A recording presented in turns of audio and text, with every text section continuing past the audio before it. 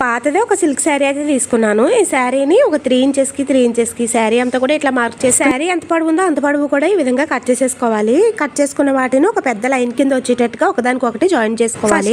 చివర ఒక ముడి అయితే వేసేసుకోవాలి. సేమ్ అదే ముడి బయటకు తీయకుండా ఇట్లా రౌండ్ తిప్పిన తర్వాత ఈ రౌండ్ లోంచి క్లాత్ ని తీసుకోవాలి. తీసిన తర్వాత ఇది చిన్న గొళ్ళెంలా ఉంది చూడండి, మళ్ళీ ఇందులోంచి క్లాత్ ని తీసుకుంటూ వెళ్ళాలి. సేమ్ ఇదే ప్రాసెస్ శారీ అంతా కూడా అల్లుకుంటూ వెళ్ళాలి. ఇది చాలా ఈజీ అండి, మీకు అర్థమైనట్లయితే. ఇది కష్టంగా అనిపించవచ్చు కానీ చేయడానికి అయితే చాలా ఈజీ. అయితే మనం జడపై ఎట్లా అల్లుకుంటామో ఆ విధంగా వస్తుంది అనమాట. శారీ అంతా ఇట్లా అల్లేసుకున్న తర్వాత లాస్ట్ లో కోసం యువతలకి లాగేసినట్లయితే ఇక్కడ ముడి అయితే పడిపోతుంది అనమాట. శారీ అంతా కూడా ఇలా ఒక పెద్ద తాడు కింద అయితే అల్లేసుకోవాలి. ఇప్పుడు ఈ తాడికి నేను ఒక బాస్కెట్ కట్టేస్తున్నాను. ఇట్లా రెడీ చేసుకుంటే మనకి అపార్ట్మెంట్స్ లో ఉండే వాళ్ళకి ఇది చాలా బాగా యూజ్ అవుతుంది. చిన్నదానికి పెద్దానికి స్టెప్స్ ఎక్కి దిగాలంటే ఇబ్బంది కదండి. ప్యాకెట్లు గానీ కూరగాయలు గానీ వచ్చినప్పుడు ఇట్లా మనం బాస్కెట్ వేసుకుని తీసుకోవచ్చు అనమాట. అంతేకాకుండా ఇది బట్టలు ఆరేసుకోవడానికి కూడా ఒక తాడు కింద యూజ్ చేసుకోవచ్చు. ఈ ఐడియా మీకు నచ్చినట్లయితే లైక్ చేసి ఇట్లాంటి మరిన్ని టిప్స్ కోసం మన ఛానల్ ని సబ్స్క్రైబ్ చేసుకోండి. ఉంటాను మరి, టాటా.